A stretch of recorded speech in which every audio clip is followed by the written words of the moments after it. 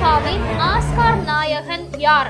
Option A Senthil Balaji, option B Anbil Ramesh, option C Alleluia Babu, option D ஆகூசா. இதுக்கு சரியான பதில சொன்னா அடுத்த கேள்விக்கு தகுதியாவீங்க. நல்லா யோசிச்சு சரியான பதில சொல்லுங்க. ஹெல்ப்லைன் போலாமா?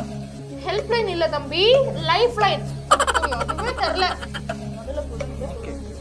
யாரை கால் பண்ண சொல்லா? என் மச்சான் ஒருத்தனுக்கு. மச்சானே, நீ ஏன் அரவே கடோ மச்சான்? இல்ல, அவன் ரொம்ப இன்டெலிஜென்ட் ஃபெலோ.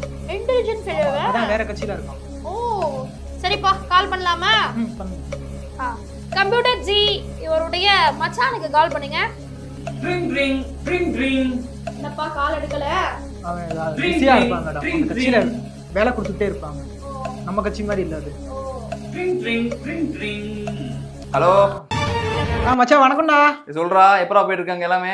இங்க எல்லாம் கொஞ்சம் சும்மா தான்டா. இந்த அக்கா ரொம்ப இதா இருக்குடா, ஓவரா பேசுது. எங்கடா இருக்க? இந்த ஒரு ஷோ வந்தடா, உங்களுக்கு யாரு? ஓ, அதுவா ஆமா, கேள்வி ஷோட அது. இப்போ வந்து மொக்க ஷோவா தம்பி? சங்கலே மிதிப்பேன். சரிக்கா, நல்ல ஷோ தான்க்கா.